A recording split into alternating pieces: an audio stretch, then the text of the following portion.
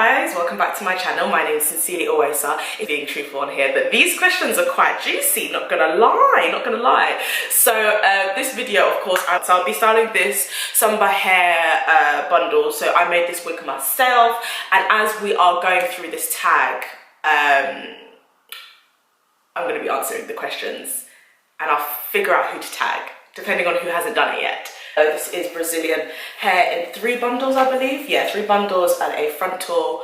The frontal that I am loving. I'm still learning how to do my edges. Please, guys, please, gentle. Let me just be a gentle babe. Just give me time in it.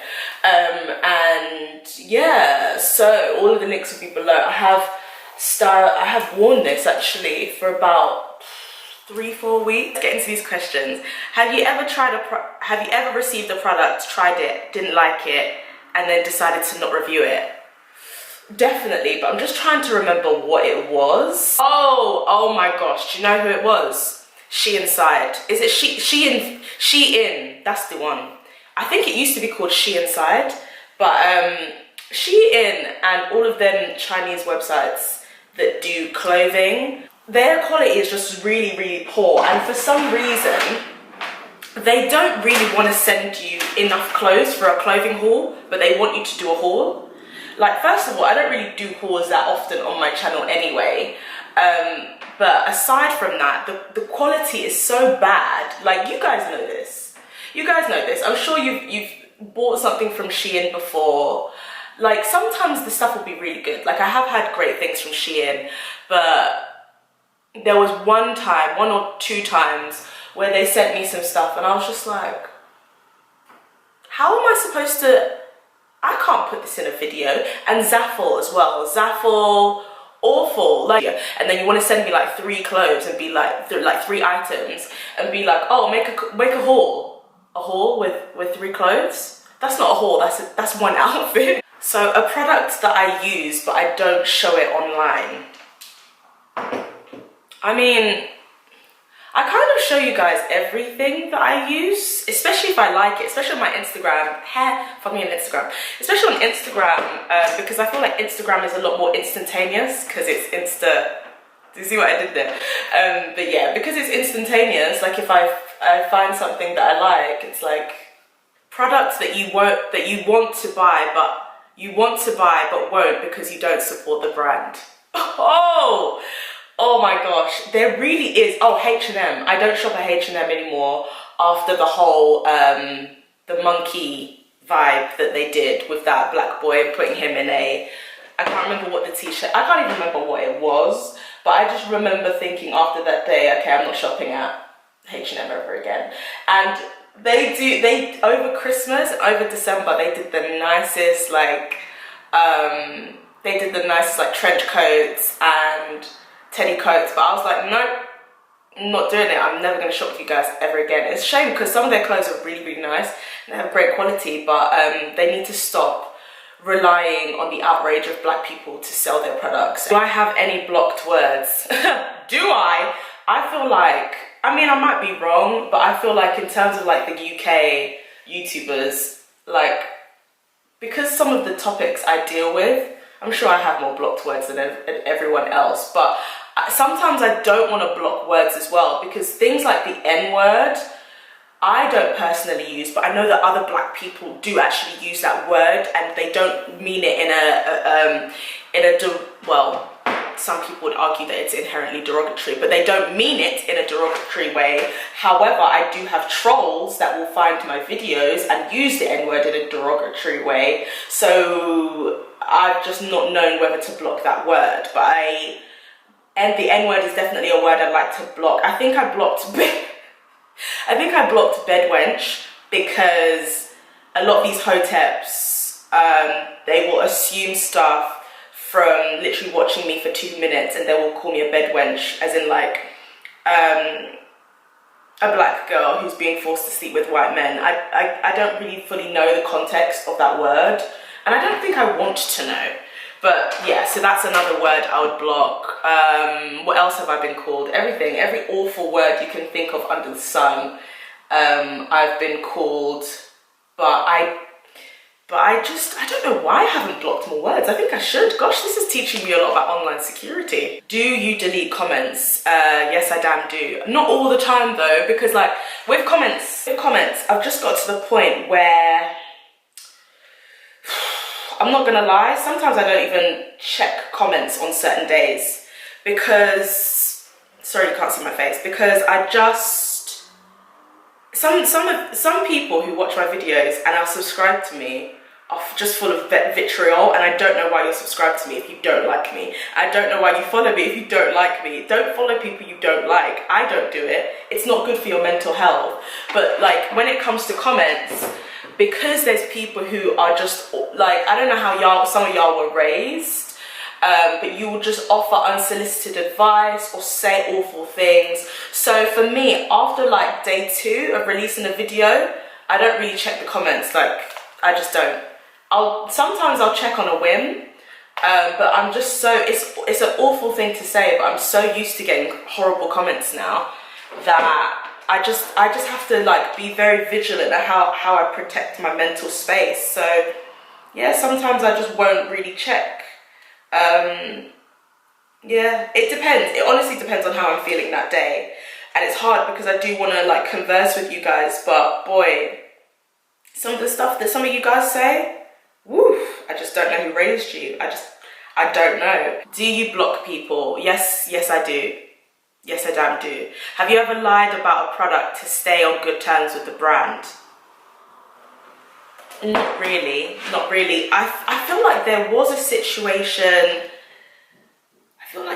situation where I gave them feedback and they didn't want me to be honest about the product. And so they refused to pay me. They refused to pay me. Some brands are very, very shady and they don't really want you to be honest.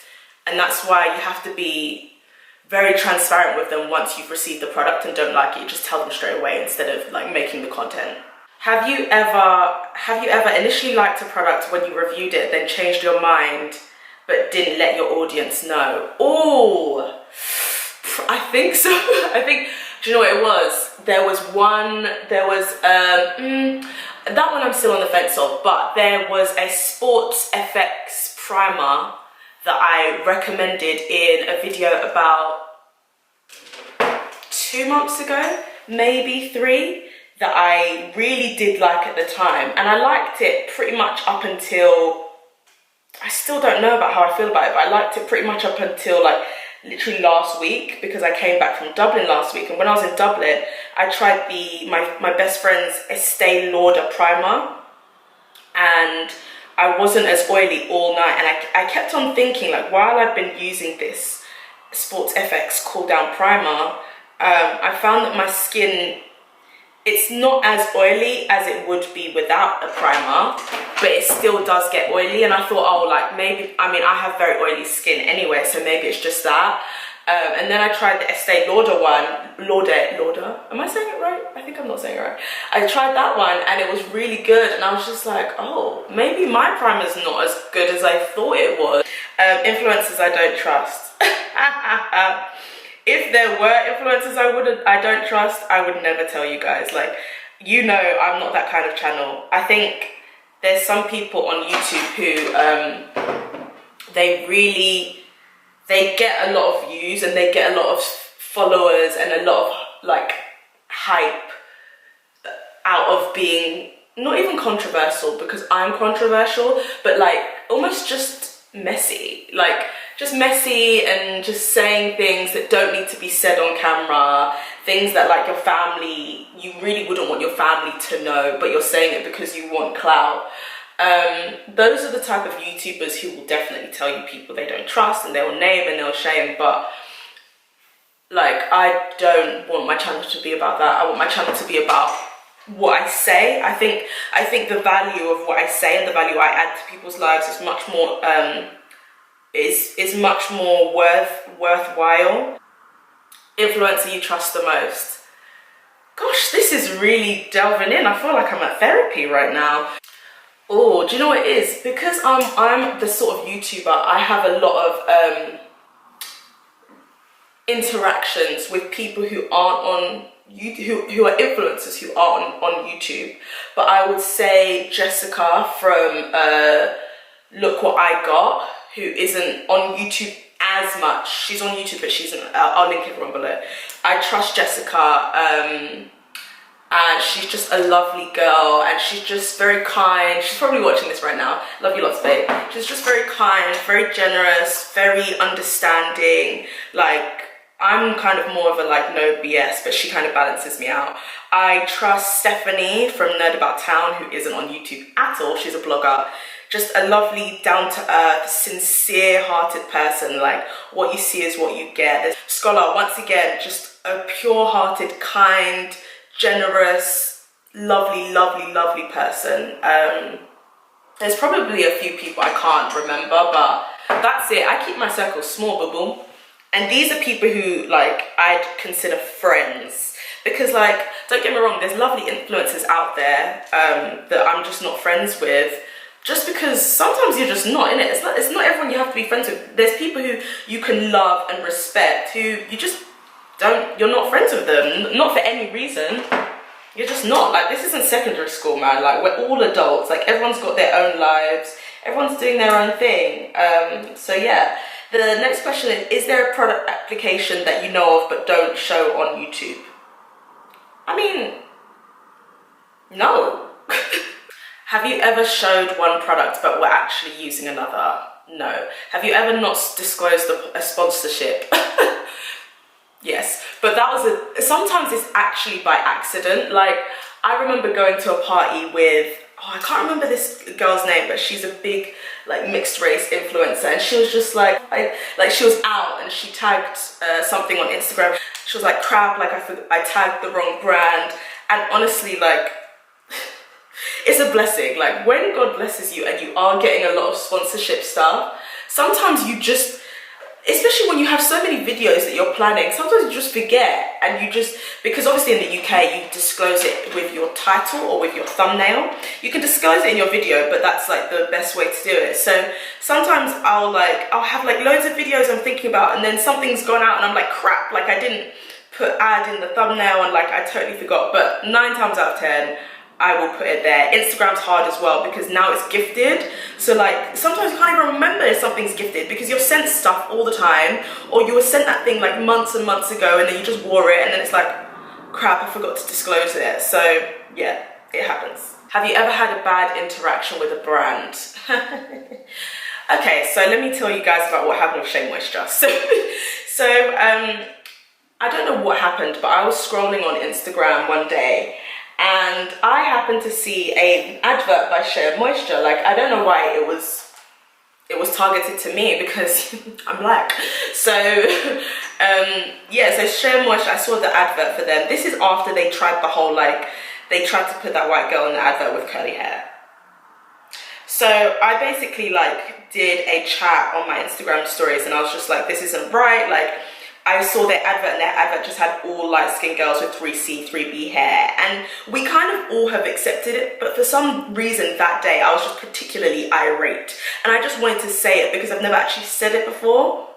This is even before I went natural, but I was aware of the discrimination that's faced against girls who have 4B, 4C hair. Like, that's part of the discrimination that I faced that made me feel like I needed to relax my hair in the first place, because I felt like my curls weren't socially acceptable and they weren't pretty. So I really ranted to them on Instagram, and then a lot of you guys who follow me on Insta started like calling them out as well. It was amazing. I was like, this is what being an influencer is really about, affecting change, you know? So anyway, all jokes aside, I started calling them out on it, and they actually got back to me and they started copying and pasting replies to people. Real story. So some of my followers had already like DM'd them and expressed their concerns about how, you know, their formula has changed and they've neglected their base, and they started literally copying and sending the same PR replies to all of us. And I saw them and I was just like, in the DMs, I was like, you know, we can see you doing that, right? And then they just didn't get back to me. I will never, ever, ever, ever, ever work with Shea Moisture. There's probably a bunch of others because I've got a big fat mouth. Have you ever bandwagoned on other people's thoughts on a particular product? No. Things other creators do that get on your nerves. How long can we go on this? I don't like when people make videos about stuff that they don't have the intellectual range to discuss. But I don't like when creators make videos about a trending topic just because it's trending, but they have nothing new to add to the topic. But because that thing is popping, they want to add to it. It's like, unless you're adding something that hasn't been said to this, then I don't know why you're creating this content. Like, do you know how long it takes to edit?